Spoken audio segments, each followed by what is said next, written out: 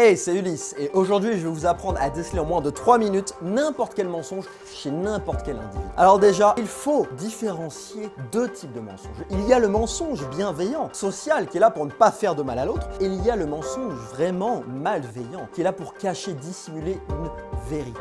Le mensonge social, c'est par exemple la dernière fois que vous avez été invité chez votre belle-mère et que le plat qu'elle a cuisiné n'était pas très bon. Et lorsqu'elle vous a demandé si vous vouliez une autre part, vous avez dit « Non, j'ai plus très faim ». Ça, c'est le mensonge social. Ensuite, il y a le mensonge qui est vraiment malveillant et qui dissimule une vérité. Et c'est surtout celui-ci auquel on va s'intéresser. Il y a 3 attitudes que vous allez voir chez un menteur. Si vous posez la question à quelqu'un qui ment et vous voulez savoir la vérité, il faut lui poser frontalement directement. Vous pouvez par exemple parler d'un sujet qui n'a rien à voir avec votre question et puis lui poser la question directement.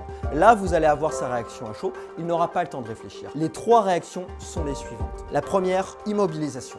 La personne va vous répondre avec son corps immobile. Il va y avoir comme son corps qui est totalement figé, une gargouille. Donc la première réaction d'un menteur, c'est mode statue. Ça, c'est un signe de mensonge indéniable. Le deuxième signe de mensonge, c'est un mouvement de recul. Vous posez la question à la personne va reculer. Elle va avoir un micro-geste corporel où elle va reculer. Ça, c'est aussi des signes de mensonge indéniables.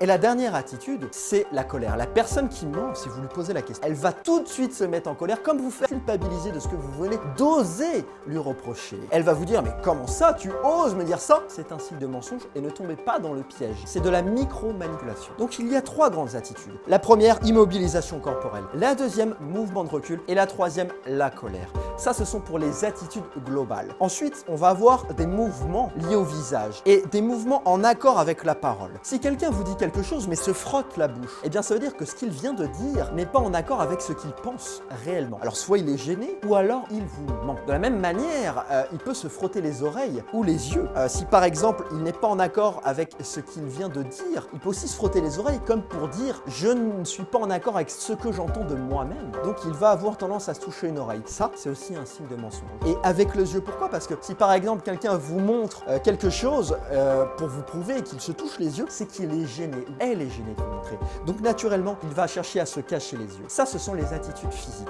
Vous allez aussi retrouver dans ces attitudes-là des gestes au niveau des pieds. Alors ça, c'est un peu plus précis. Si quelqu'un est là et est mal à l'aise face à vous, la posture de ses pieds, au lieu d'être comme ça, si quelqu'un a vraiment envie de vous parler, sa posture de ses pieds va être comme ça. Si quelqu'un n'a pas du tout envie de vous parler ou est gêné parce que vous dites, ses pieds vont légèrement se décaler de 3/4 face à vous. Comme si la personne avait envie de partir. Ça, c'est un signe de gêne. Pas forcément de mensonge, mais un signe de gêne. Ensuite, dans les attitudes qu'il va y avoir, il va aussi avoir l'accord entre le oui et le non. Si la personne vous dit oui, mais en faisant comme ça de la tête, en bougeant de droite à gauche ou de gauche à droite, son corps veut dire non. Alors il fera pas oui comme ça, bien évidemment, mais il y aura un micro-geste qui pourra vous dire que son corps dit non et sa parole dit oui. Donc ça, c'est un signe de mensonge. Et inversement, donc il y a un désaccord et le corps ne ment jamais. Vous savez, 93% du langage, c'est non-verbal, c'est l'intonation et les mouvements du corps. Donc il y a aussi l'intonation là-dedans. Et d'ailleurs, à propos d'intonation, quand quelqu'un va vous répondre directement et que la personne ment, il va y avoir un changement dans son intonation.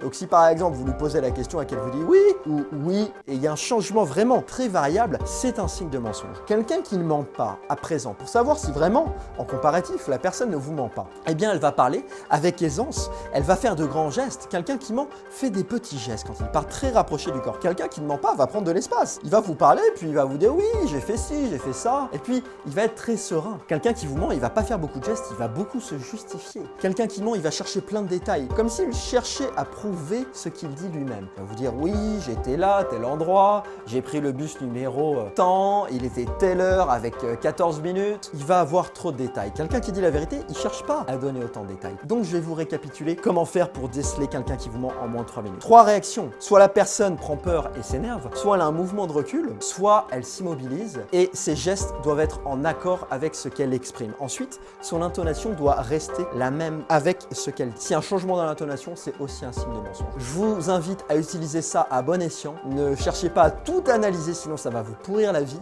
Quand on sait si ses parents mentent, sa petite amie, son petit copain, c'est bien de temps en temps, mais l'utiliser tout le temps, ça va vous gâcher la vie. Donc utilisez ça à bon escient. C'était Ulysse et je vous dis à très bientôt.